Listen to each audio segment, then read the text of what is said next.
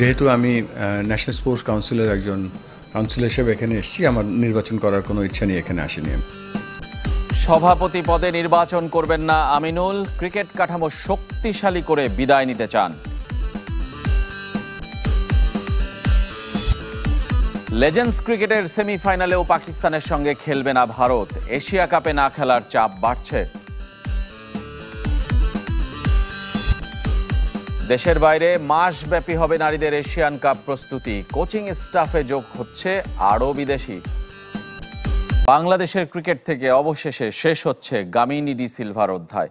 শুধু মিরপুর থেকে নয়, হেড কিউরেটরের পদ থেকেও তাকে সরিয়ে দেওয়ার ইঙ্গিত দিয়েছেন বিসিবি সভাপতি আমিনুল ইসলাম। অক্টোবরে নিয়ম মেনে ক্রিকেট বোর্ডের নির্বাচনের ব্যাপারে আশাবাদী আমিনুল, তবে সেখানে অংশ নেবেন না বলে ঘোষণা দিয়েছেন। বিদায় নেয়ার আগে দেশের ক্রিকেট কাঠামোকে শক্তিশালী অবস্থায় রেখে যেতে চান। মিরপুর থেকে সরিয়ে অন্য ভেন্যুতে নয়, গামিনী ডি সিলভার সাথে সম্পর্ক ছিন্নের ইঙ্গিত দিলেন বিসিবি সভাপতি। লঙ্কান কিউরেটরকে নিয়ে সমালোচনা দীর্ঘদিনের। সবশেষ পাকিস্তান সিরিজের পিচ যা আরও উস্কে দিয়েছে। যদিও সিরিজ জিতেছে বাংলাদেশ, তারপরও ভবিষ্যৎ নিয়ে ভাবতে হচ্ছে বিসিবিকে।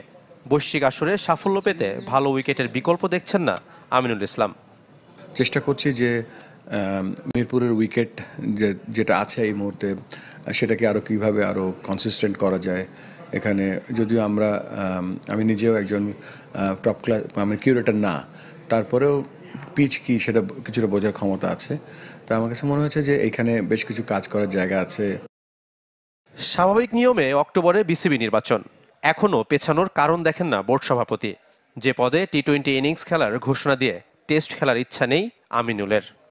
নির্বাচন তো হবেই, নির্বাচন অন টাইমে ইনশাল্লাহ আমরা করব। তবে যেহেতু আমি ন্যাশনাল স্পোর্টস কাউন্সিলের একজন কাউন্সিলর হিসেবে এখানে এসেছি, আমার নির্বাচন করার কোনো ইচ্ছা নেই, এখানে আসিনি আমি।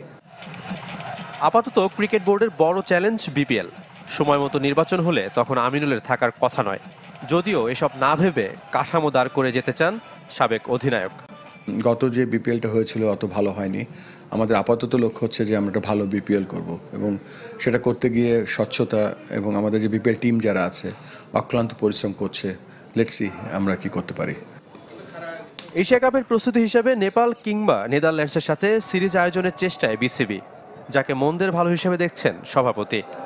টানা 2 সিরিজ জয়ে এশিয়া কাপে বাংলাদেশের ভালো করার সম্ভাবনা দেখছেন নাইম হাসান। এই স্পিনারের মতে টাইগারদের ধরে রাখতে হবে জয়ের মানসিকতা। 6 বছরের বেশি সময় ধরে টেস্ট খেললেও রঙিন পোশাকে অভিষেক হয়নি নাইমের। ওয়ানডে টি-20-র জন্য নিজেকে প্রস্তুত রাখছেন এই ক্রিকেটার। জাতীয় দলে পথ চলা 6 বছরের বেশি, তবে এখনো স্কোয়াডে অনিয়মিত নাইম হাসান। এত বছরে খেলেছেন মাত্র 14 টেস্ট। দেশের হয়ে ওয়ানডে টি-20 খেলা সুদূর পরাহত। যদিও সুযোগ পেলে আলো ছড়াতে জানেন এই অফ স্পিনার। নিজের খেলা সবশেষ সিরিজে নিয়েছেন 9 উইকেট। গলে 5 রান নেয়া নাইম এর আগে দেশের বাইরে ম্যাচ খেলেছিলেন 2019 সালে। 25 বছর বয়সী এই স্পিনারের সঙ্গে জড়িয়েছে টেস্ট ক্রিকেটারের তকমা। তবে সাদা বলের জন্য নিজেকে প্রস্তুত রাখছেন নাইম। প্রিমিয়ার লিগ, বিপিএল এগুলোতে আলহামদুলিল্লাহ খেলি। তো আমি তো যদি শুধু এক ফরম্যাটে খেলতাম তাহলে তো শুধু ফার্স্ট ক্লাসে খেলতাম, প্রিমিয়ার বিপিএল খেলা হতো না। আমি নিজেকে চিন্তা করি 3 ফরম্যাটে খেলা হবে। বোলিংয়ের পাশাপাশি ব্যাট হাতেও কসরত চলে নাইম হাসানের। এ দলের অস্ট্রেলিয়া সফরে তাকে বিবেচনা করছে বিসিবি। লোয়ার অর্ডারে ব্যাট হাতে ভূমিকা রাখতে চান এই ক্রিকেটার। ইনিংসগুলো যদি আরও বড় করতে পারি তাহলে আলটিমেটলি আমার টিমের জন্যই ভালো। যেখানে খেলি টিমের জন্যই ভালো হবে। দেখা যায় আপনার লোয়ার অর্ডার ব্যাটসম্যানরা যদি আপনার ওখান থেকে যদি বড় স্কোর করতে পারে তাহলে বিপক্ষ টিম ড্যামেজ হয়ে যায়। এশিয়া কাপে জাতীয় দলের সম্ভাবনা নিয়েও কথা বলেছেন নাইম। টানা 2 সিরিজে জয়ের মানসিকতা ধরে রাখার পরামর্শ এই স্পিনারের। সাবেকদের ক্রিকেটে আরও একবার পাকিস্তানের মুখোমুখি না হওয়ার সিদ্ধান্ত নিয়েছে ভারত। তাতেই লেজেন্ডস ক্রিকেটের ফাইনালে পৌঁছে গেছে পাকিস্তান, আর সেই চাপ ছুঁয়েছে এশিয়া কাপে। ভারতের উপর রাজনীতিবিদ আর সাবেক ক্রিকেটারদের বিরোধিতার সংখ্যা প্রতিনিয়ত বাড়ছে। অপারেশন সিঁদুর চলাকালীন কেন পাকিস্তানের সাথে ম্যাচ খেলতে হবে সেই প্রশ্ন তুলেছেন মনোজ তিওয়ারি, সাথে যোগ দিয়েছে শিবসেনাও। আরও একবার বয়কট করল ভারত। ওয়ার্ল্ড চ্যাম্পিয়নশিপ অফ লেজেন্ডসে পাকিস্তানের বিপক্ষে গ্রুপ পর্বের ম্যাচ বাতিল করেছিল যুবরাজ সিংরা। এবার টুর্নামেন্টের সেমিফাইনালেও একই ঘটনা ঘটালো টিম ইন্ডিয়ার লেজেন্ডস। শেষ 4 ম্যাচে পাকিস্তানকে পেয়ে খেলতে অস্বীকৃতি জানিয়েছে ভারত, আর তাতেই ফাইনালে উঠে গেল মোহাম্মদ হাফিজ, শোয়েব মালিকরা। লেজেন্ডস ক্রিকেটে না খেললে মূল দল কেন খেলবে পাকিস্তানের বিপক্ষে? যত সময় যাচ্ছে ততই চাপ বাড়ছে বিসিসিআইয়ের সাথে ভারত সরকারের ওপরও। বুধবার লোকসভায় ভারতের প্রধানমন্ত্রী নরেন্দ্র মোদী জানিয়েছেন, অপারেশন সিঁদুর বন্ধ হয়ে যায়নি। মোদীর বক্তব্যকে পুঁজি করে পাল্টা প্রশ্ন তুলেছেন শিবসেনা নেত্রী ও রাজ্যসভার সদস্য প্রিয়াঙ্কা চতুর্বেদী।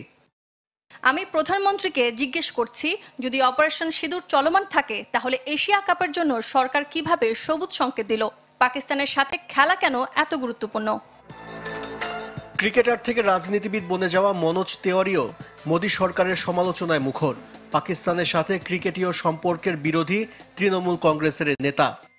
আমাদের প্রধানমন্ত্রী বলেছে অপারেশন সিঁদুর এখনো চলছে, তাহলে কিভাবে আমরা পাকিস্তানের সাথে ম্যাচ খেলতে পারি?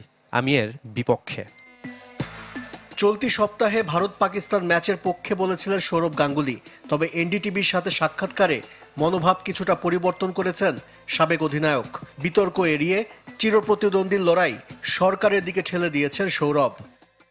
ভারত পাকিস্তান ম্যাচ সবসময়ই সরকারের উপর নির্ভর করে। যদি সরকার অনুমতি দেয় তাহলে অবশ্যই এই ম্যাচ হবে। ভারতীয় ক্রিকেট বোর্ড অবশ্য স্রোতের বিপরীতে। এশিয়া কাপে পাকিস্তান ম্যাচ বয়কটের সুযোগ নেই বলে জানিয়েছে বিসিসিআই সূত্র। ফুটবলের খবর জানাবো। নারী এশিয়ান কাপের প্রস্তুতির জন্য জাপান কিংবা স্পেনে ক্যাম্প করতে চায় ফুটবল ফেডারেশন। কোচিং স্টাফে যুক্ত হবে আরও বিদেশি। সিডনি ড্র অনুষ্ঠানে কোচ ফুটবলার না যাওয়ার ব্যাখ্যা দিয়েছেন বাফুফের নারী উইং চেয়ারম্যান মাহফুজা আক্তার কিরণ। সিডনির ড্রয়ে জানা হয়েছে প্রতিপক্ষ। এশিয়ান কাপে বি গ্রুপে বাংলাদেশকে লড়তে হবে 9 বারের চ্যাম্পিয়ন চীন, র্যাঙ্কিংয়ের সেরা 10-এ থাকা উত্তর কোরিয়া ও উজবেকিস্তানের সাথে। কোনো সন্দেহ নাই, আমরা স্ট্রং প্রতিপক্ষ পেয়েছি, বাট আমি মনে করি যে ভালো হয়েছে। মঙ্গলবারের ড্র অনুষ্ঠানে বেশিরভাগ দেশের প্রতিনিধি থাকলেও অংশ নেয়নি বাংলাদেশ। ফেডারেশনের নারী উইং চেয়ারম্যানের দাবি, অনূর্ধ্ব 20 দলের ব্যস্ততায় অস্ট্রেলিয়ায় নিজেও যাননি হেড কোচ পিটার বাটলার, আর যেতেও দেননি ফুটবলারদের। ওখানে যাওয়া আসা মিলিয়ে মিনিমাম 4-5 দিন, ঠিক আছে, প্লাস অনেক লম্বা পথ, টায়ার্ডও থাকবে। সব কিছু মিলে এখানে কোচেরই ছিল যে না যাওয়া। মার্চে মিশন অস্ট্রেলিয়ার জন্য এশিয়ার জাপান কিংবা ইউরোপের স্পেনে মাসব্যাপী ক্যাম্প করতে চায় বাফুফে। খেলতে চায় একাধিক প্রস্তুতি ম্যাচ। কোচিং স্টাফে যুক্ত করতে চায় আরও বিদেশি। জাপান, কোরিয়া আমি নক করতেছি, এরকম আরও অনেক দেশের সাথে কথা বলবো। ইউরোপ ও স্পেনও আমি কথা বলবো।